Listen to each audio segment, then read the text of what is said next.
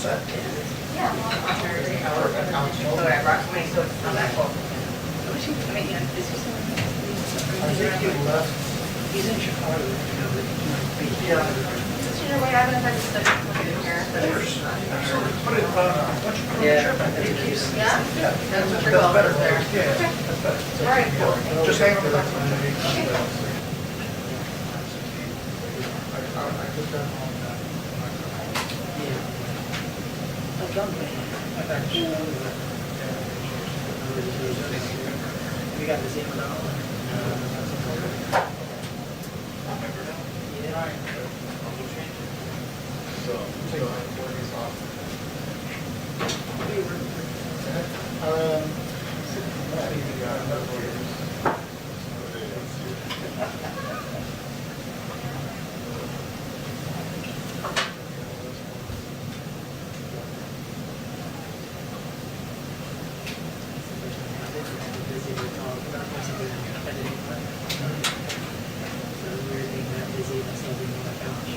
Yeah.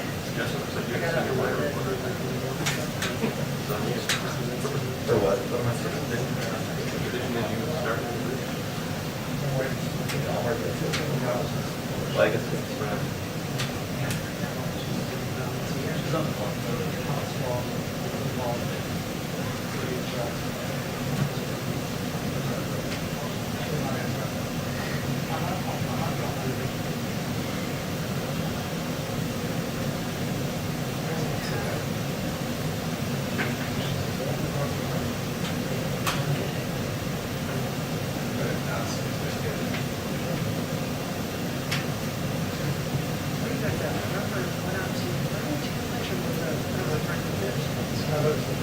Yeah.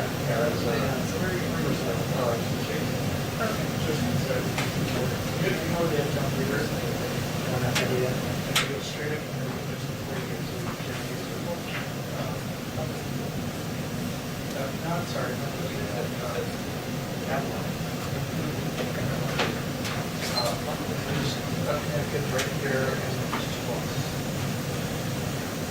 We were at the station and we were just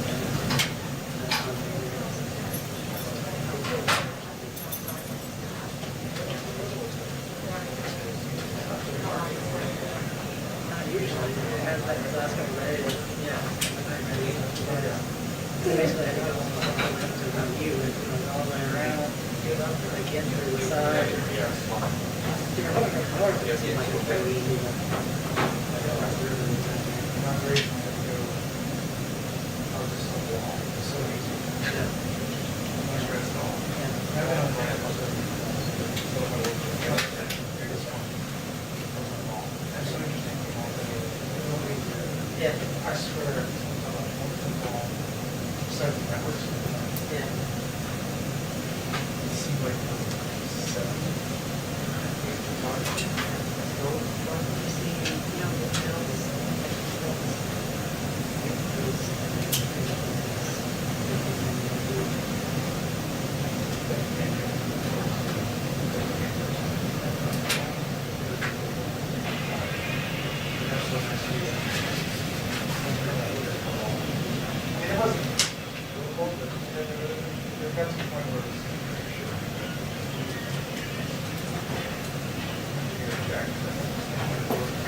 Brian, you're,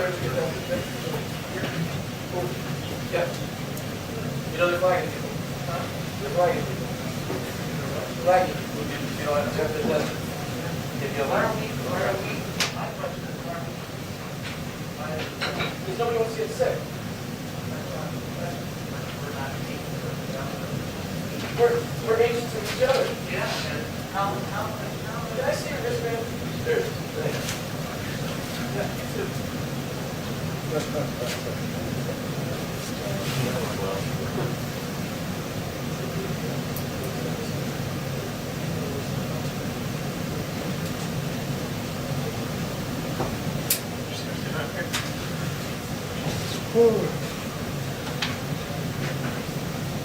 Where do you want me?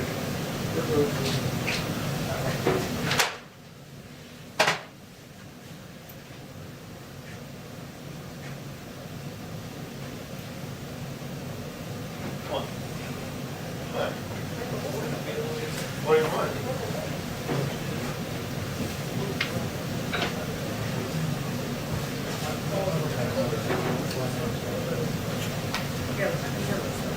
Well, we had every year. Well, not doing that.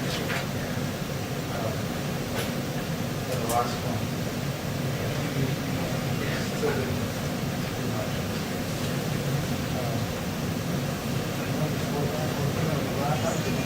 Last one, we had in the summer. And I scheduled it inside because there's a chance.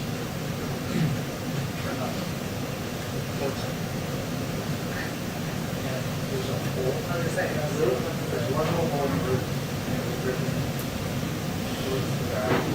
but the problem was that it's a tin roof. So it's like really down. And it was a hard to get by. That's really just tin roof. It's usually the whole fire experience. Yeah. Well, we're, there's a lot of doors in there. What I want to do is stack them up with tiers, so that we can see tiers off the rails. So yeah, I really like that. Yeah, that's cool.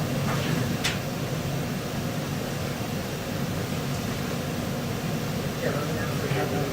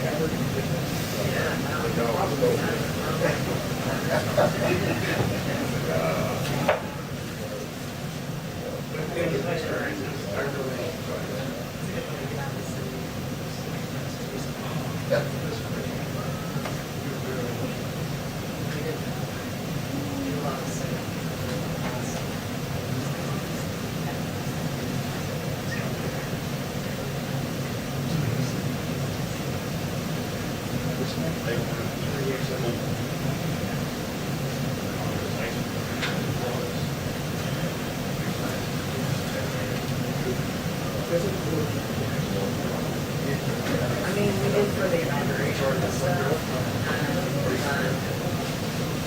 You know, I don't know. Like the background seems like not typically. Yeah, I would imagine.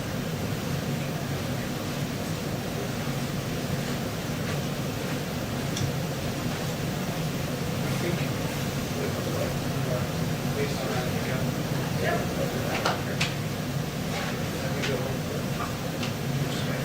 Is that? No, we're just hearing white noise on the piano, so. Yeah, okay. Not like the full short. Okay.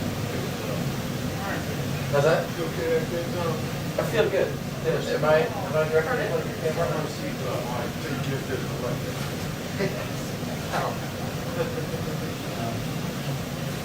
it is worth it. She does like, she works up in the reproductive rights. She's like, supposed to be like, so she started doing that, and all this kind of stuff, so, we should do this person, so it's like on grant process.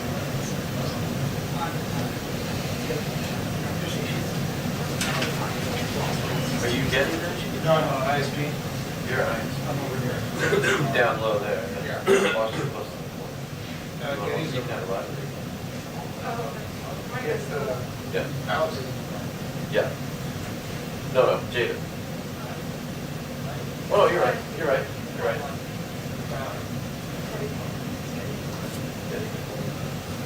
Close over there. Are you in? You leave.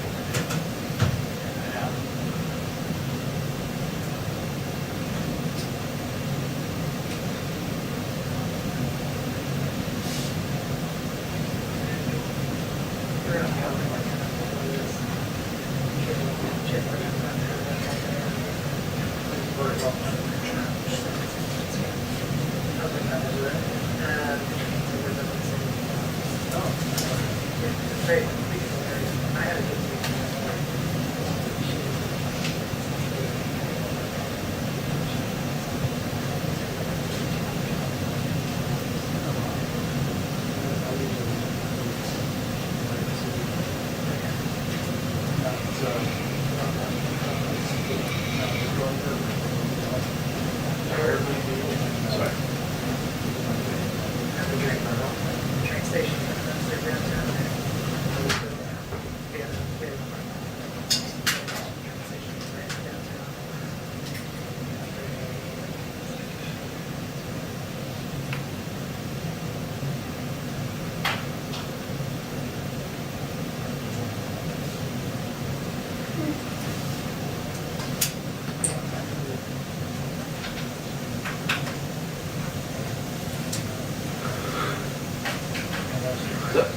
Is that one of yours?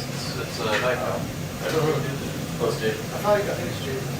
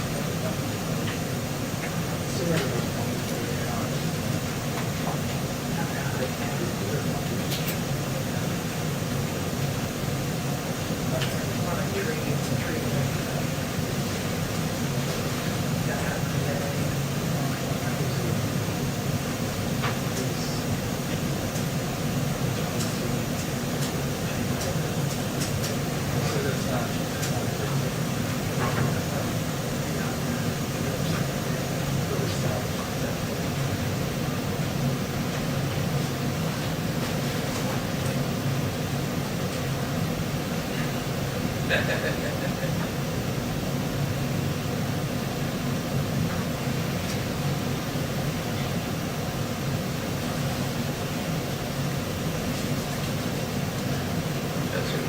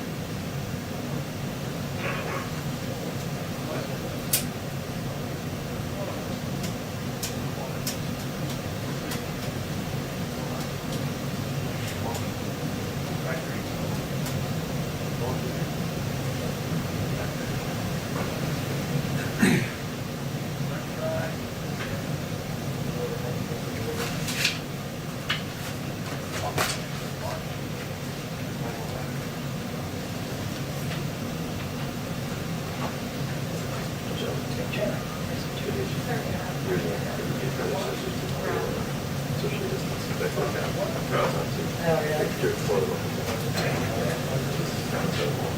Joe, the world's watching you. That's right, that's true.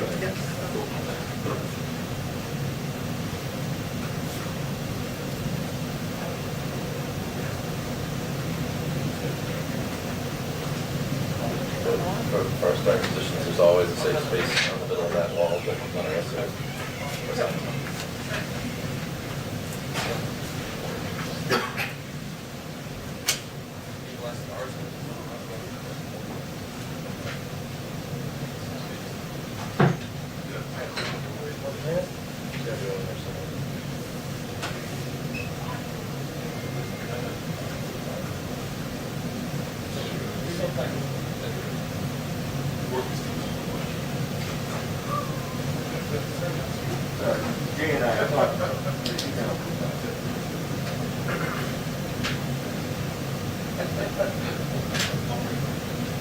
No one's funding. Hey, I do it. No one's funding. You tried it already.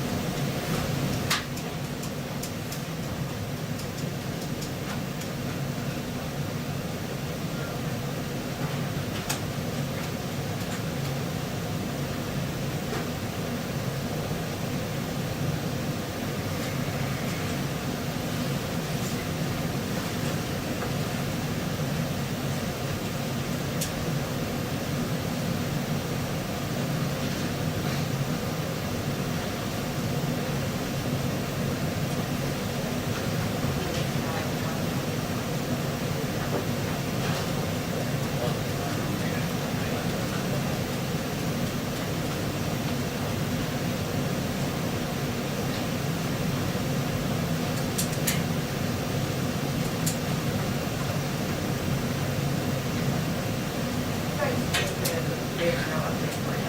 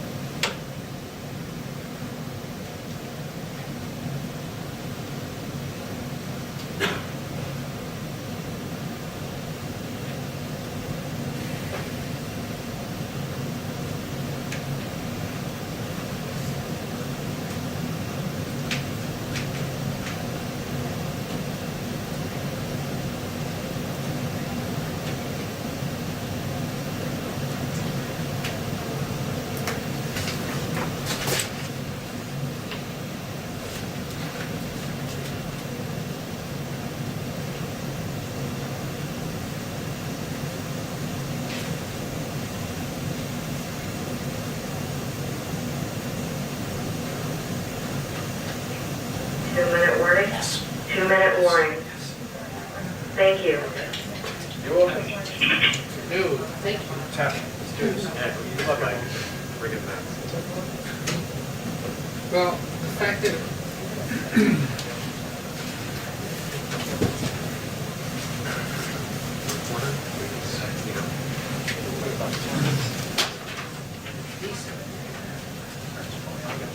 Oh,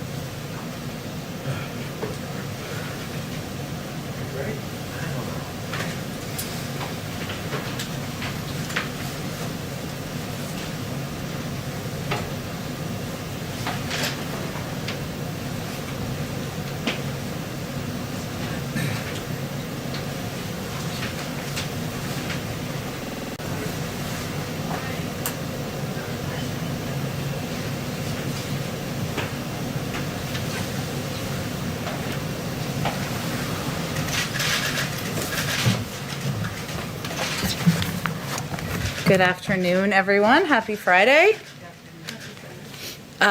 Today, we are joined by National Economic Council Director Brian Deese, who will highlight some key aspects of the executive orders the President is issuing today related to the economy and underline their impact on American families and workers. Brian is kind enough to take a few questions. I didn't have to twist his arm too much, but he does have to go to a briefing with the President, so I'll be the bad cop and come up when he has to cut it off. Go ahead, Brian. Thanks, Jen. So I wanted to just take a couple of minutes to talk to you about the executive actions that the President will take today. But just start with a little bit of context. Our economy is at a very precarious moment. We are 10 million jobs short still of where the economy was when this pandemic started. Last month, the economy lost jobs for the first time since last spring. Retail sales fell last month, and just yesterday we saw another 900,000 Americans file for unemployment insurance. That's a weekly rate that is higher than any week during the Great Recession.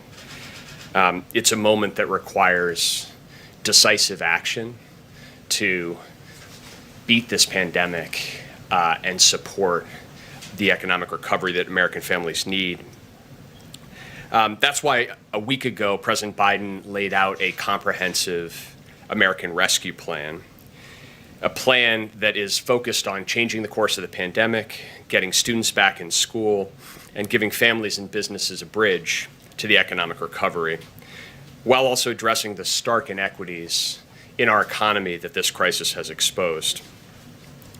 We have been engaging closely with members of Congress, with governors, mayors, business and labor organizations in the weeks since, and will continue to do so, and hope that Congress will move quickly to consider this important proposal without delay.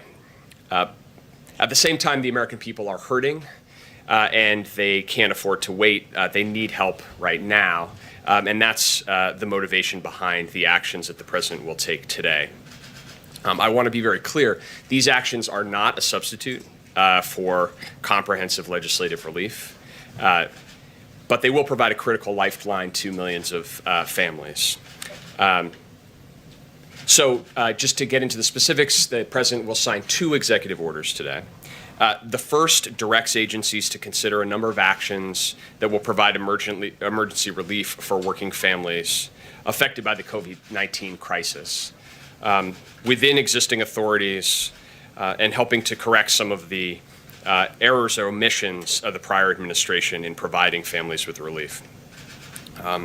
I just want to touch on a couple elements that are in that executive order to give you a sense of what we're talking about. On the issue of food insecurity, which is a growing crisis in America of hunger, nearly 30 million Americans last week said that they didn't have enough food to put on the table. So the President will ask the Department of Agriculture to consider taking immediate steps to provide nutrition assistance to hard-hit families.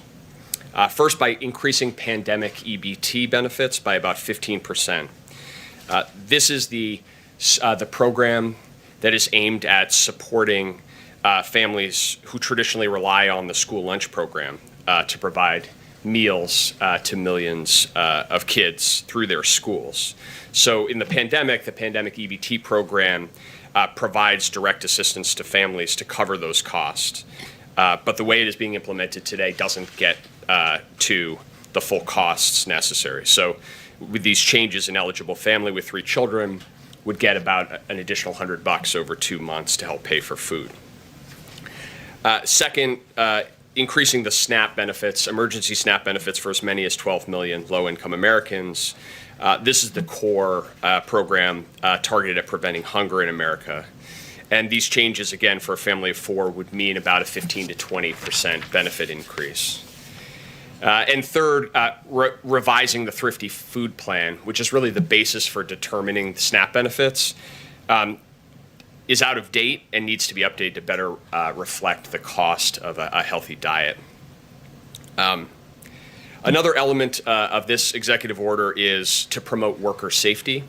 And here, President Biden will ask the Department of Labor to consider clarifying that workers have a federally guaranteed right to refuse employment that would jeopardize their health. And if they do so, they will still qualify for unemployment insurance. This is a common sense step to make sure that workers have a right to safe work environments and that we don't put workers in the middle of a pandemic in a position where they have to choose between their own livelihoods and the health of they and their families. The second executive order that the President will sign is focused on the jobs of federal workers and on federal contractors. He will direct his administration to initiate a process starting today that would allow him within 100 days to issue an executive order requiring federal contractors to pay at least a $15 minimum wage and provide emergency paid leave to workers. This was something that the President talked about on the campaign, that when we're using taxpayer dollars, federal contractors should provide the benefits and pay that workers deserve. The order will also empower federal employees who've dedicated their careers to serving the American people, many in very difficult circumstances during this pandemic. And the steps will include restoring collective bargaining power and worker protections for federal workers, eliminating Schedule F, so-called Schedule F, which is threatened the protections of career employees and also provided a potential pathway to burrow political appointees into civil service. And also promoting a $15 minimum wage by directing the OPM, the Office of Public Management, to develop recommendations to pay more federal workers at least $15 an hour. Finally, just one final note, in addition to the executive orders that we'll be issuing today, we will be focusing on another key priority of the President and the Vice President, which is equitable relief to small businesses. In previous rounds of relief, too much of the support that has been dedicated to small businesses has left out the smallest businesses, mom and pop businesses that don't have existing connections with a financial institution, and in particular, Black, Latino, Asian, and Native American-owned businesses were shut out completely. And a lot of that is because the outreach and communication from the federal government was either unclear or just non-existent. And so too many of those companies have been denied relief, and many of them have had to shut their doors for good. The President is completely focused on changing that, and he has directed us to take immediate steps to make sure that we're listening to these communities, we're taking their advice on how to improve the distribution of relief. So just this morning, I met, along with representatives of the Small Business Administration, with dozens of groups representing Black and brown-owned businesses and other underserved communities, as well as lenders, to hear their ideas on how we can improve communications and act on them. We discussed the President's idea of having navigators who are dedicated to helping small business owners find the right relief programs, fill out paperwork, get the money into their bank accounts, the kind of support that many of these businesses don't have because of embedded relationships that more well-connected businesses do. There are some groups out there in the country who are doing this really successfully. We're determined to learn from them and to scale those efforts nationwide. And in this vein, I look forward, I will be joining the Vice President Harris later today. She will be meeting with small business owners to discuss both the American Rescue Plan and the need for more effective small business relief delivered without delay. So that is today. That is our focus through a set of executive orders. And I'm happy to take a couple of questions, of which you all have many. Sure, Okay. sure. This is the good cop, bad cop thing. Kristen, go ahead. Thank you, Jen. Hi, Brian. Hi. Good to see you. Thank you for taking questions today. I want to ask you about the call on Sunday with a bipartisan group of lawmakers. What can you tell us about the call? Will President Biden be on the call? And what is your message to moderate Republicans like Mitt Romney, who say the economy can't have another stimulus after you just passed a $900 billion relief package last month? Yeah, thanks, Kristen. So the President has made clear to his team that we should be reaching out to members of Congress from both parties to make the case for the rescue plan and to engage with them, understand their concerns. So that's what we're doing, both myself and senior members of the team. We have been doing that over the course of time. We'll continue to do that, including the call on Sunday that I'll be doing with a group of senators, and we'll continue that engagement going forward. In terms of the message, it's pretty clear. We're at a precarious moment for the virus and the economy.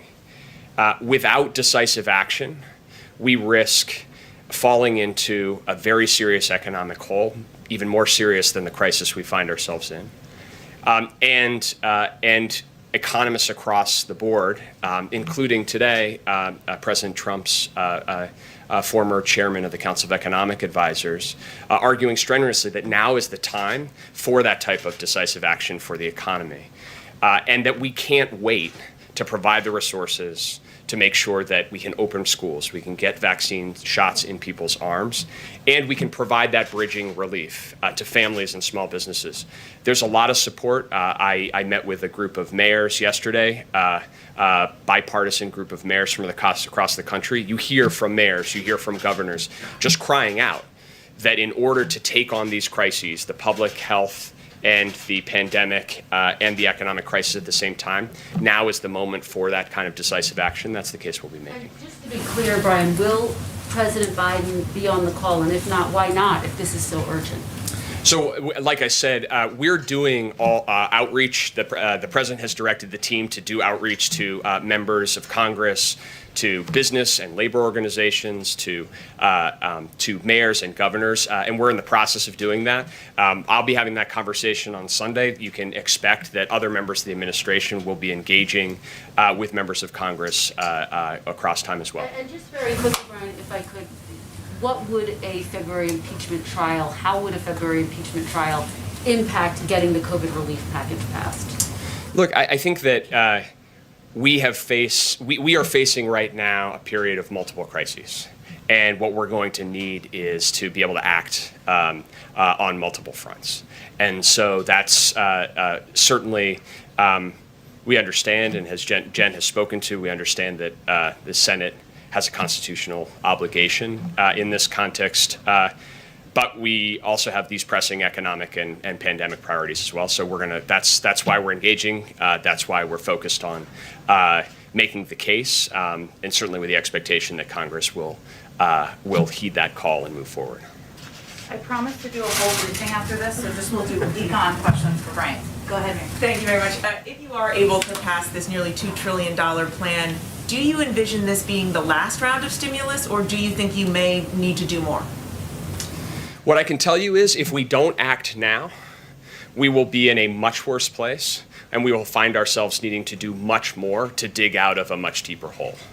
So what I can tell you is the single most important thing economically right now is to take decisive action along the lines of what we've laid out in this rescue plan. And you hear, again, from economists across the board, whether it's the Federal Reserve, the International Monetary Fund, and economic experts across the political spectrum as well. When you're at a moment that is as precarious as the one we find ourselves in, the risk of doing too little, the risk of undershooting far outweighs the risk of doing too much. And that's the economic logic, the economic case behind this package. I think you've also heard the president clearly explain that his economic approach is one where rescue and recovery need to come together. And he'll be speaking more about his recovery plans in the coming weeks that are about building back better, an urgent priority to start creating the kinds of good jobs that we know we're going to need coming out of this crisis. And after the recession, it took nearly a decade to get the country back to full employment under the Obama administration. If you're able to pass this rescue package, how long do you think it will take for every American who wants a job to be able to have one? Well, I would just point to, just one example of an independent analysis that was done of the American Rescue Plan by Moody's. And what they said, what they found was that if we passed the American Rescue Plan now, we could see 7.5 million jobs created just this year. And we could see a return to full employment a full year ahead of what is projected if we don't.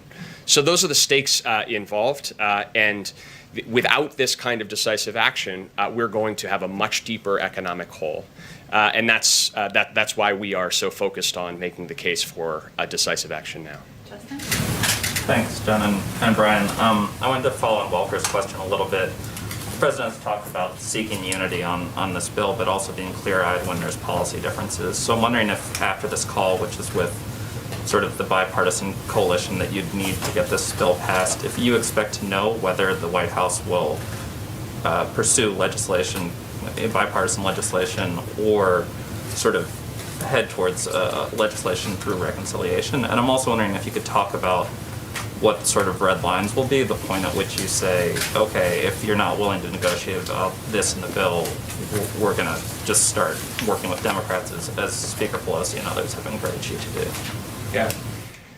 Well, I guess I'd say two things to that. The first is, if you look at the elements of the American Rescue Plan, it was designed with a bottom-up focus on what are experts saying is the actual need. What's the actual need to get schools open? What's the actual need to have a national vaccination distribution plan to underwrite the strategy that you heard Dr. Fauci and the president talk about yesterday? And what's the need to support families and businesses during this transition? And the second thing is that as a result of that, I think we're seeing a lot of support as I said, bipartisan mayors, bipartisan governors, business organizations, Chamber of Commerce, Business Roundtable, economists across the board, saying this is an appropriate response to an unprecedented economic circumstance.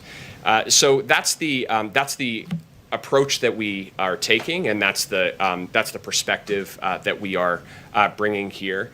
And I think that we are heartened to see that kind of support, and that's the conversation that we're going to have with members of Congress, be they Republicans or Democrats, including looking at where we are, where we've come over the last year, and the lessons we've learned. That without decisive action, we know the consequences, and so now is a moment not to undershoot or to wait and see. Now is a moment to act. Right. I guess my question is, I think a lesson that a lot of President Obama and others have talked about from the ACA fight was continuing to court Republican support beyond a point of it being productive. And so I'm wondering for you guys, what is the decision point going to be where you might have Republican mayors, but it doesn't look like you have Republican senators right now. At what point do you say this is no longer worth kind of pushing forward? We're making the case. We are engaging. We're having conversations. We're listening. And we are also focused on the urgency and the need to act. And so, what I can tell you is that's where the president's focus is. That's where the vice president's focus is. That'll continue to be our focus. Is we want to we want to engage and we want to act, and that's going to be what guides us here. It's going to be the last one, but Brian will come back. Thank you for doing this, Brian. Back to the point of the objections of some of these Republican senators who have already spoken out.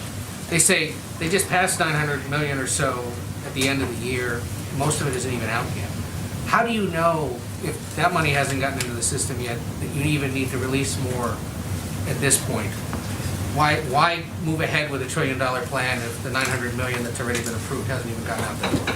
Sure. Well, first of all, we waited for 6 months or more before Congress acted, and so really a lot of what that $900 billion was doing was filling a hole in the second half of 2020 that desperately needed to be filled, and so this is not an issue of Congress acting too much. It's an issue of not acting enough. And the second is, if you look at the components of the $900 billion, again, we could go line by line, but these are resources that are either already out the door or are addressing economic challenges or public health challenges that were in the rearview mirror. So as we find ourselves today, looking forward, we need a very decisive set of actions if we are actually going to get schools open, if we're actually going to get a vaccination program up and running. And I think that the case that we will make is that today we're not where we need to be. And if we go line by line in the American Rescue Plan, these provisions have been designed based on an assessment of need. And we think they're going to absolutely be necessary. So, I think that looking forward, we're quite confident that this is the prudent assessment of needs. And I want to clarify two quick things. How many federal employees or federal contractors are making minimum wage right now? Do you guys know? So I don't have an estimate of that right now. And then last night you said that there are roughly 8 million people who haven't received their stimulus checks. Yes. How do you find them? So it's a great question. This is principally an issue associated with people who are non-filers, so they're not filing income taxes, in most cases because they don't make enough money to need to file federal income taxes. And so as a result, the way that the IRS and the Treasury Department in the previous administration has focused on getting those checks out has been to work through the tax system. But those are people who are legally entitled to those checks, and so we have a number of strategies that we're going to pursue, and that today we'll start with the President's executive order to direct the Department of Treasury to consider a whole range of efforts, including creating an online portal that would allow people to easily identify if they're eligible, to work through counterpart organizations to actually affirmatively communities where we know there are significant numbers of these families and these individuals to let people know that they may be available. Some of this is education outreach as well. And I would just, it's a little connected to what I was saying about small business as well. What the president is directing all of us to do is to really focus on the affirmative steps that we can take, and an affirmative strategy to say it's not enough to just say, well, if folks don't know or if they don't have a network, then they're left out in the cold. We're gonna work both directly in what the federal government can do and with partner organizations to try to make sure that every American who's entitled to a benefit is actually receiving it. But if there's someone out there right now who hears you saying this and realizes I'm eligible and I haven't gotten it, right now today, is there a way for them to raise their hand and say, send me my check? Well, starting today, we're going to start a process to make that a lot easier for families, including being able to go online and do that. But that's work that's going to start today. I totally skipped the AP, so would you mind taking one? I just want Didn't mean to. Thank you. I just have one small question on the mechanics of the EO targeting the food insecure. Does the USDA have the money to distribute these plus-ups that you're talking about? Yeah. Or is there going to need to be appropriations from Congress? So these are mandatory appropriated programs, so there's no need for additional congressional action. It's a change in regulation on the eligibility for benefits. So these are changes that can be made under existing statute and under existing budgetary authority without any additional action from Congress. The money's there, though, to... Yeah, it's a mandatory program, so it operates based on the benefits are paid out based on who is eligible. Great. Thank you, Brian. I'll be back. Great. Thank you all. All right, everyone. Happy Friday. I have a couple of things just at the top, some things you've been asking about, so hopefully they address some of the questions you may have. First, we applaud the Senate's strong bipartisan confirmation of Lloyd Austin, who has been breaking barriers all of his life as the first Black Secretary of Defense in our nation's history. Secretary Austin's confirmation is a major benefit to our national security, and he's going to hit the ground running, leading the Pentagon. He will be sworn in today, but he will be sworn in more officially by the, not more officially, I should say, but he will be sworn in more ceremoniously on Monday by the Vice President. Similarly, the President is very happy to see that Janet Yellen, the first woman who would ever lead the U.S. Treasury Department, was unanimously voted out of committee this morning. This should only be the beginning. We're facing unprecedented challenges and threats to our national security during these emergencies, and our country urgently needs our Secretary of Homeland Security in place. Alejandro Mayorkas is one of the most knowledgeable Homeland Security experts in the country. He's earned bipartisan praise, and he's been previously confirmed by the Senate 3 times. This is a confirmation that we are going to continue to press on in all of our engagements and conversations with the Senate. I also have some news to share on the President's response to domestic violent extremism. The January 6th assault on the Capitol and the tragic deaths and destruction that occurred underscored what we have long known. The rise of domestic violent extremism is a serious and growing national security threat.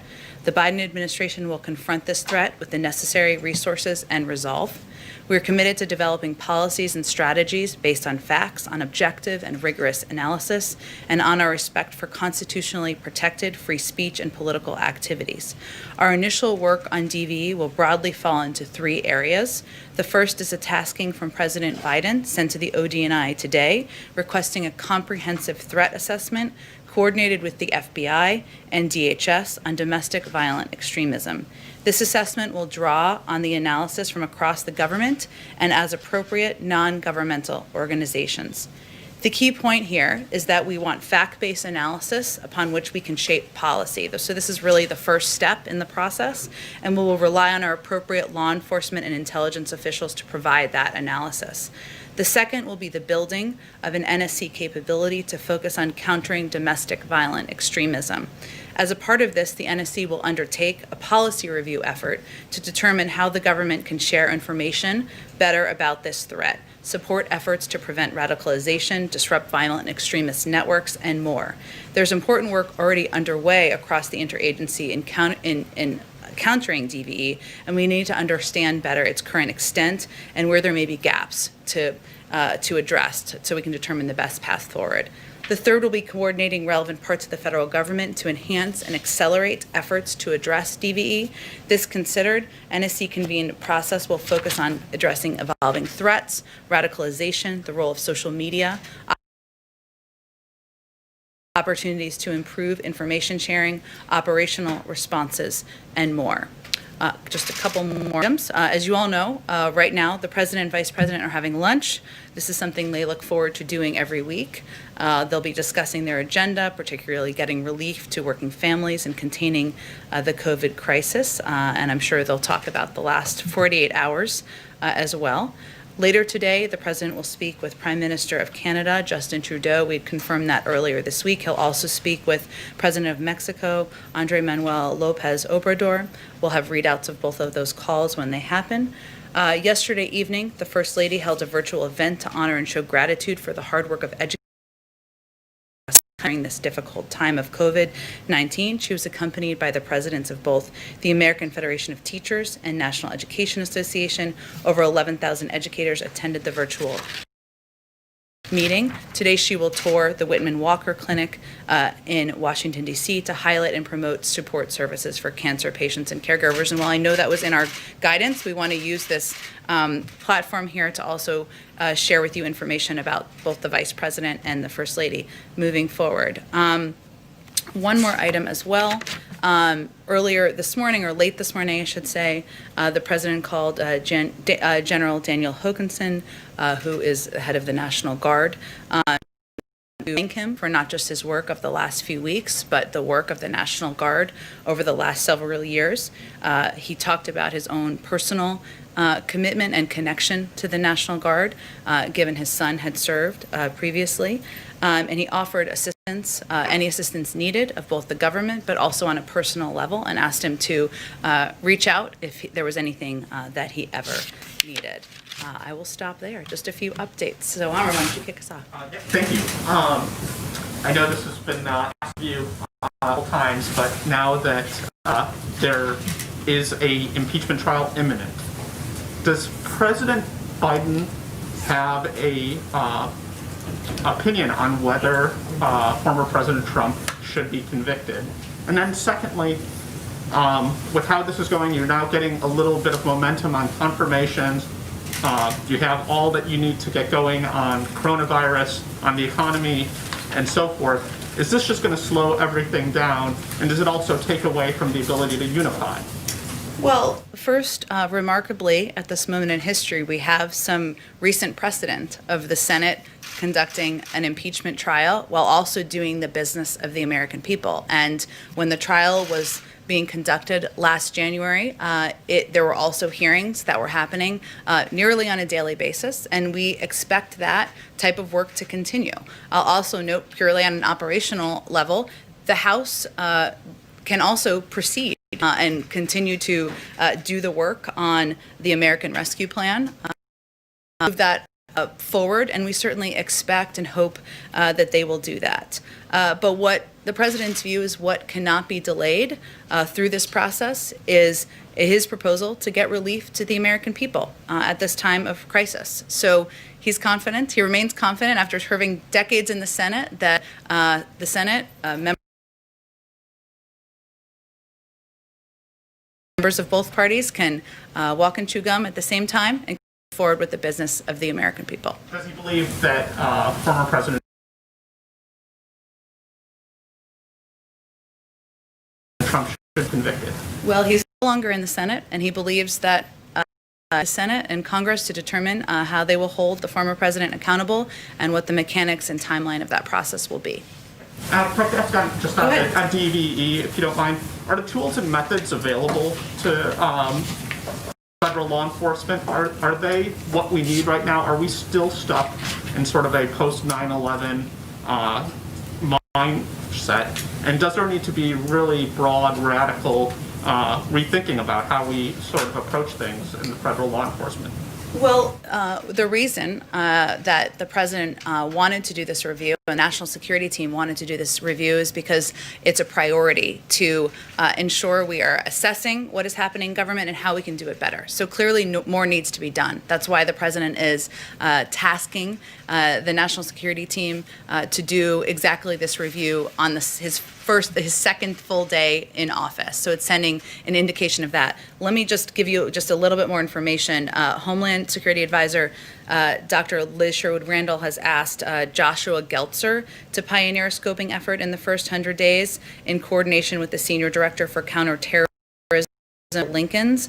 Geltzer previously served as the Senior Director for Counterterrorism on the National Security Council from 2015 through 2017. And Deputy Homeland Security Advisor Russ Travers will also bring his extensive experience. So those are some of the people who will be involved in overseeing this review and an assessment of what the steps are going to be following.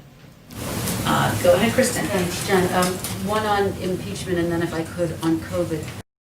Impeachment, did House Speaker Nancy Pelosi consult with President Biden before sending the article of impeachment over to the Senate? I don't have any calls between them to read out for you, Kristen. Obviously, they're in regular touch. I can say, to the previous question you asked Brian, that he's been in touch with members of both parties about his agenda even since he was inaugurated. So obviously a range of topics come up in those discussions, but I don't have anything more to read out for you. On the timing, Leader McConnell has said that he's going to push for a February timeline. I know that you don't want to comment specifically on the timeline of this, but how would a February trial impact the effort to get COVID relief passed? Well, expectation. He believes in the Senate and their ability to multitask and get the work and business of the American people done at the same time while they're proceeding with an impeachment trial on whatever timeline it begins and ends on, Kristen. So he's come. Is mid-February fast enough? He's going to leave the timeline up to them. But what is important, and again, there's precedent for this, is that they are continuing to move forward with getting the relief to the American people, because that certainly can't wait and be delayed until March, April, or May. We can't afford that. If I could follow up with what you said about COVID yesterday, you said your goal is 1 million shots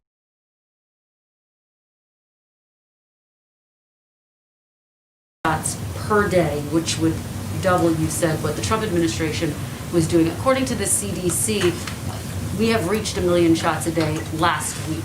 So given the urgent need for vaccinations, why not aim higher? Well, first of all, we're not packing up our bags and leaving at 100 days. We felt it was important, and we set that goal before any American had received a single shot. So the incoming Biden administration felt it was important to set what was described as a bold and ambitious goal at the time, and many doubted we could even get there.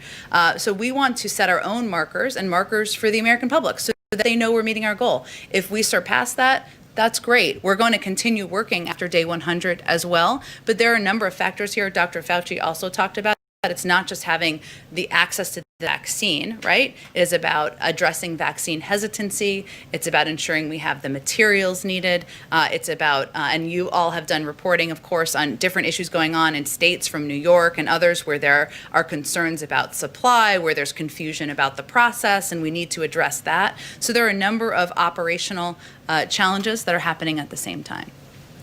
Okay, let's go, Ed. Yeah, following up on the vaccine, stakeholders we've talked to, state leaders, medical experts, have said one of the questions that they're trying to figure out is how much vaccine is actually in the national stockpile right now. Do you have any sense of that yet? Our team, as you know, has been on the ground for about 48 hours, but certainly what they want to determine is not just the operational issues I referenced, but also what we're looking at in terms of supply. We are, as you may know, we are going to be starting briefings next week, I should say, a couple times a week with some of our health experts. So I expect they'll be able to provide some update of what they've reviewed and what they have access to at that point in time. Two other quick ones on the previous occupant. House Intelligence Committee Chairman Adam Schiff is calling on President Biden not to extend the courtesy to to President Trump of getting access to intelligence briefings. Has a decision been made on that? None I'm aware of, but I'll follow up with our national security team and see. We would certainly leave the decision to them, to the intelligence community. Clear up the confusion here about who exactly dismissed the chief White House usher? Well, it Was happened. it the Biden administration or was it the previous occupant? It is a very important question. I'm so happy you asked it. It happened before we walked in the door, Ed, so I don't have any more information than what we've provided. Go ahead. Not to belabor this point, but you said that Congress can walk and chew gum at the same time, which is true. But there are also so many hours in the day. Has the president expressed any concern that a Senate trial will slow down additional confirmations or movement on a COVID relief bill? Only that it cannot. There are only so many hours in the day, you're right. But again, if there's a Senate trial happening in the Senate, of course it would happen in the Senate, the House can move forward on a package. And certainly there is capacity and ability to have discussions, have hearings, take steps to move forward on the president's COVID relief package, and we don't think it can be delayed or it can wait. So they're going to have to find a path forward. He's confident they can do that. And President Biden has made pretty clear that he believes former President Trump is unfit to serve. Does he think he should be barred from holding federal office going forward? Well, we'll leave it to Congress. He ran against him because he thought he was unfit to serve, and he's no longer here because President Biden beat him. But we'll leave the steps, the accountability steps to Congress to determine. And can I just two quick COVID questions. Any update as to whether the president may sit down with congressional leaders to discuss and try and hammer out this package? Sure. Well, I will say without giving you specifics necessarily, but which I know you're looking for, so I shouldn't have just walked myself into that rabbit hole. But right. But the president has already done a number of calls with Democrats and Republicans. That will continue. He's very eager to be closely involved, roll up his sleeves and be making calls himself. I don't have an update on any meeting. I will, though, just add, just for context, I know the reporting, thanks to your reporting, I suppose, about the meeting this weekend kind of got out there, and obviously Brian confirmed it. There are a lot of meetings happening at one time with a lot of different officials, so I wouldn't see that as like this is the negotiating tool. That is one of many engagements and one of many discussions that the president, the vice president, senior members of the White House team are having and are ongoing. And as outlined right now, is he confident that you have enough Democrats on board with this plan to pass this? Well, he announced the plan about a week ago, right? His view is that this is how democracy should work, which is the president of the United States announces what his vision is and what his proposed plan is to address the crises the American people are facing. Then there are ongoing discussions with Congress. They like some pieces, they don't like other pieces. You all have seen Democrats like many pieces, Republicans even like some of the pieces too, and he's had those encouraging conversations. But the final package may not look exactly like the package that he proposed. That's okay. That's how the legislative process should work. Go ahead, Justin. Thanks, welcome back. Thank you. I had a question on COVID, but I wanted to start with just some housekeeping from questions you had earlier in the week that you said you might circle back on. Okay. So I was wondering if... The plane? Sure, we can start there. I was, okay. On the plane, we are certainly aware of the White House military unit's proposal that has been submitted to them about reconsidering the color scheme of Air Force One. I can confirm for you here, the president has not spent a moment thinking about the color scheme of Air Force One or anything in the House or any article of anything. And no one is going to submit a decision memo to him on that particular topic. But certainly we're aware of the proposal, and as there are any updates, we're happy to provide them to you. Maybe a little more substantively, I was wondering, you had mentioned syringes yesterday, but not if you were, or not specific companies that might have had DPA contracts either started or coming, and then also DC statehood was an issue that was raised in a previous briefing. Sure. Well, on the first, I don't have specific companies for you. I can circle back with our COVID team and see if we have more specifics. Obviously, those conversations are happening as we speak. There was a question yesterday about whether the Defense Production Act had been invoked. It has been invoked, so those processes are now rapidly ongoing. The president has supported DC statehood in the past, That certainly remains his position, but I don't have anything for you on the timeline or next steps there. Oh, go ahead. Just the COVID one quickly. A kind of trademark of the last administration's efforts were that there would be a big announcement like Jared Kushner's testing website, and then no timeline put on it, and it never really materialized. So I was interested when the chief of staff last night said that there would be a central clearinghouse for vaccine information, and I was wondering if you could provide a sort of expectation or a timeline on when Americans could expect that there's a .gov email address or .gov website or a phone number that they could go to find out their specific vaccination information. Well, I know all members of my family are also asking the same question, as I'm sure yours are. It is something we're eager to do and also provide more information to the American public about when they can call their pharmacy and schedule an appointment, just to make it much easier. The lack of information and the disinformation at times about how people can get the vaccine, when they can get the vaccine, who's eligible, has created a great deal of confusion. As you all know, I don't have anything on the timeline, but I will remind you that the person who saved healthcare.gov and the person who helped him are working on the COVID team. So we're in very good hands, and they're certainly committed to getting more information out in a more accessible way. Go ahead. Thanks, Jen. Two questions. The first is having to do with the operations of the West Wing. There's some curiosity about this in the early days of the Trump administration, so I'll ask you. Who has Oval Office walk-in privileges in this White House? Do you have Oval Office walk-in privileges as you speak for the president? And how is that access to the president controlled here? Well, I don't know that I'm going to give you a list of everybody, but I will convey that, since the first conversation I had with then President-elect Biden, he conveyed to me it was important that we have regular conversations and we're able to have a discussion about how he sees things and questions that are coming up to ensure that we are providing you all with information not just about our policies, which is of course pivotal, but his also his thinking on issues. So I talked to him this morning, and certainly I expect and anticipate I'll have regular conversations with him. And there are a number of other people who have those conversations with him on a daily basis as well. That's part of his style, and part of his style of governing is to make sure people who are engaging with the outside world have an understanding of his thinking. One more question for you. Is Dr. Deborah Birx still a member of this president's COVID response team? I will have to circle back on that one. That's an excellent question. I don't have any information on it in front of me. Go ahead, in the back. Thank you, ma'am. I've got a question about the Senate and then also a foreign policy question, if you'll let me. Great. I love foreign policy questions. Thank you. Senator McConnell and Senator Schumer have been going back and forth over discussions when it comes to a power sharing situation. Obviously, the sticking point has been the filibuster. Are you concerned that those negotiations could potentially delay the president's legislative agenda, his nominees, and then also, does the president still oppose overturning the legislative filibuster like he did in that interview with the New York Times?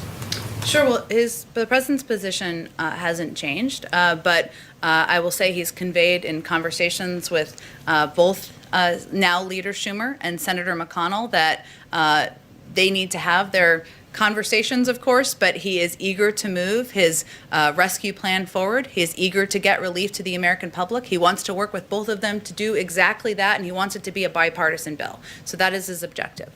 So his position hasn't changed. He opposes overturning the legislative filibuster? He has spoken to this many times. His position has not changed.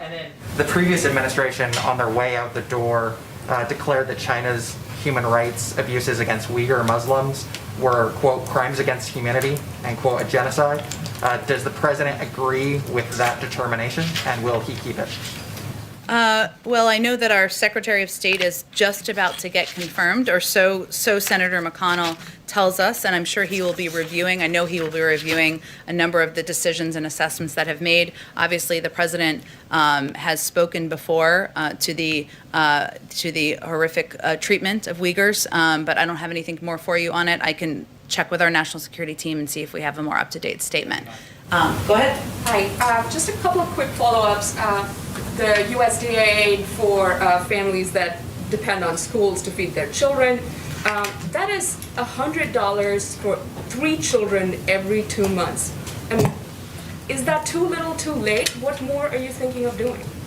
Well, first, I will say that the executive actions, and this is something when we were discussing this with the president earlier today, are just part of his effort to bring relief to the American people. His priority was overturning a number of the detrimental steps that the Trump administration had taken, and to take steps that he can through executive authority, through the review of the legal team, to bring that relief. But he has also proposed this large package, as many of you have pointed out to all of us, to bring additional relief. And he wants to work with Congress to build on the executive actions, to take a bipartisan approach to making sure we are that kids have food to eat, that people who don't have jobs have the relief they need, that we can get the vaccine out, that schools can reopen. Those are all priorities of his, but his big focus is on doing that in a bipartisan way with Congress. And there was this other detail mentioned about the $15 minimum wage, and I know Brian spoke about federal contractors. But the issue's obviously faced a lot of opposition in Congress over the years. Is President Biden planning to speak to Senator Schumer to bring the bill, the legislation that the House passed on $15 to the Senate? I mean, how does this broadly help workers around the country? Well, again, this is just one part of his step to provide relief to the American people. There are many federal contractors, of course, serving the government, and he felt it was something that was not just right to do, but something that was necessary to do. But he has proposed a significant relief package, a package that will provide assistance to many, many Americans, and he will continue to advocate for the $15 minimum wage moving forward. There's no question about it. Go ahead. Thank you very much, Jen. And I'd like to focus on vaccinations. There's arguably something that the federal government can do in this front. In New York, there is a looming train wreck that's actually happening today. Governor Cuomo and Mayor de Blasio say that they're going to be running out of their batches of first doses of the vaccine today. They don't expect to get more until Tuesday, so there's going to be a 3-day gap. Is the federal government and is President Biden going to do anything to prevent that? Well, we've asked the CDC to look into exactly this issue and see what can be done. I don't have any update beyond that, but certainly we don't want any states to run out of access to vaccine.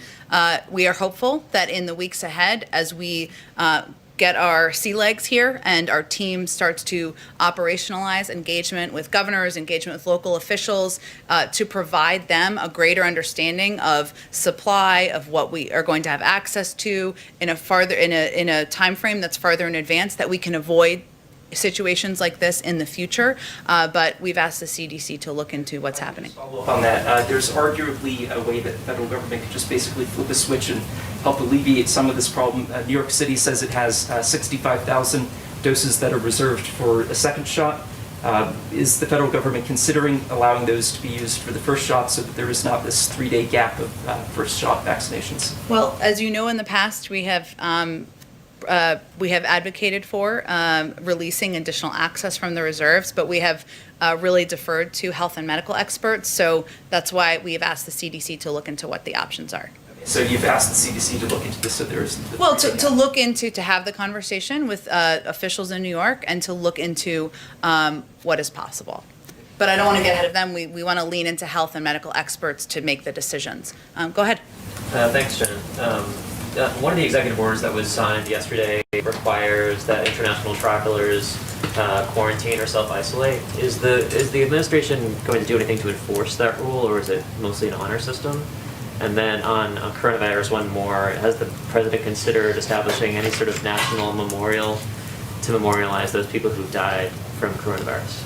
Sure.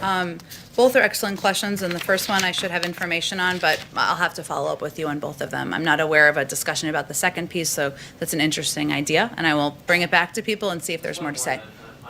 The immigration bill, has the president got a sense of any feedback on the immigration bill that was sent to the Hill yesterday? And is there an overall timeline for when he'd like to see that move? Well, we already have co-sponsors of the immigration bill, as you may have seen, which is obviously a good sign. There are a number of experts, as you know, because I'm guessing you have covered this issue for some time, if you're asking with a level of detail. who have worked on immigration reform, had bipartisan discussions in the past, and we are hopeful that this proposal, that this bill that we sent forward yesterday, will be an opportunity for a reset to really restart those discussions. But we expect that will be the first step here, and that we're hopeful that the components of this proposed bill, which are different from what has been proposed in the past, because it includes smarter security, it includes a path to citizenship, but it also includes funding to address the root cause, will help be the basis of those discussions. And we would like to see them move forward quickly. Okay, why don't you go ahead right here. You mentioned the issue of vaccine hesitancy. Does the president believe that all Americans should get the vaccine? And then for those who might be reluctant to get it, how do you convince them that it's safe? Well, he does. The more people who are vaccinated, the safer we are. And that health and medical experts have also conveyed that. That's what I'm quoting. In terms of addressing vaccine hesitancy, it's a big challenge. You heard Dr. Fauci talk about this yesterday, and it will be easier for the first tranche of Americans to convince them to get the vaccine. They're just looking for information on where to go and how to sign up and how to get grandma to come with them. It is really the next layer of people who are concerned, as you alluded to, about the safety and about the efficacy.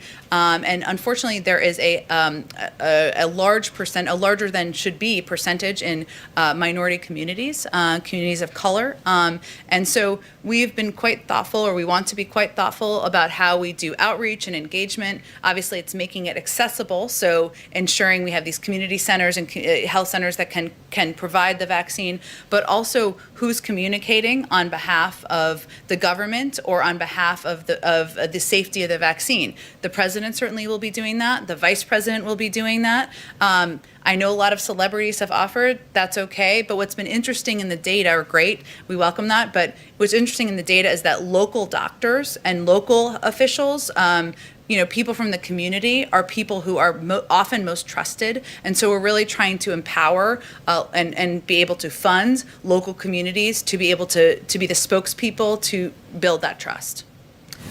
Go ahead in the back. Thank you, Jen.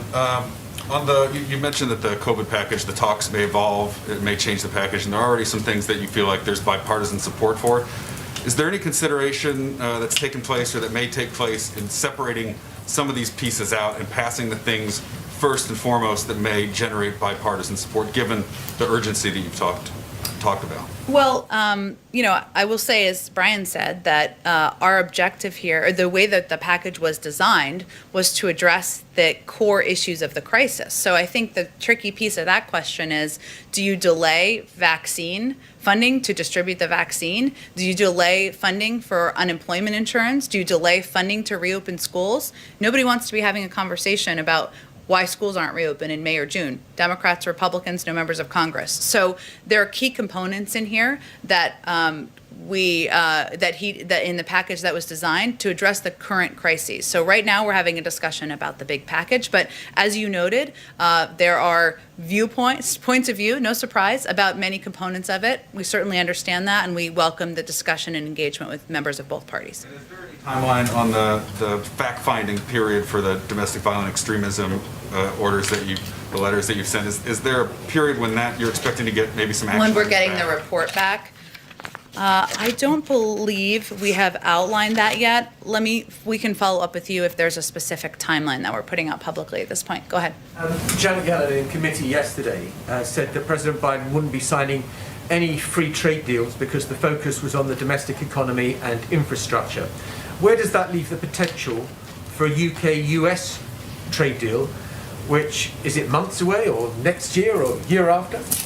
Well, I can't give you any timeline. I will say that what is important to the president and also our National Security Advisor, Jake Sullivan, is that we do everything we do must help advance working families and the American middle class. And that certainly includes any trade agreements. And that is part of their objective and how they would approach it. But as you noted, at this point in time, we're working to get the pandemic under control, provide economic relief to the American public. We, of course, can do multiple things at the same time, but those are our primary priorities at this point. Can I ask what happened to the Churchill bust and what should be read about its removal from the Oval Office? Oh, such an important question. It's the plane of today. I will follow up on that. I don't have, it is something that may certainly be existing in the complex, of course. I'm very familiar with the bust, but we will circle back with you if there's more to update you on that. Go ahead. Actually, two follow-ups to what they were just asking you. On domestic unrest, first of all, does the president have any comment on the ongoing violence in Oregon and Washington State that we've seen in recent days? Well, certainly we had our team on the ground, our national security team, even before 12:01, early in the morning on Inauguration Day, because we wanted to be able to monitor events happening across the country and any unrest that was resulting from the last couple of weeks. I haven't spoken with him specifically about those events, but it is something. He, the vice president, the secretary of state would fly overseas to meet with world leaders. So despite his desire, my desire, if that matters, to do a foreign trip, I think it will be a bit of time. I don't have an update for you on when that will take place at this point, but I would expect he'll have, of course, additional foreign leader calls next week. As been the case with our national security team, you can anticipate that those will start with our allies and partners, including many of the Europeans, but I don't have a specific day-by-day calendar for you at this point. This is his first weekend in the White House. Does he still plan to go to Mass every weekend? And has he picked a parish here in the Washington area or a place where he plans to go? Well, his faith is certainly quite important to him, as you know, from covering him, and I would expect that he attends church, continues to attend church very regularly. He has not selected a church yet, but if and when that happens, we'll certainly keep you updated. Let's see, I haven't taken the, go ahead, all the way in the back. So Japan is planning to start Tokyo Summer Olympic in 6 months, but they have not made a decision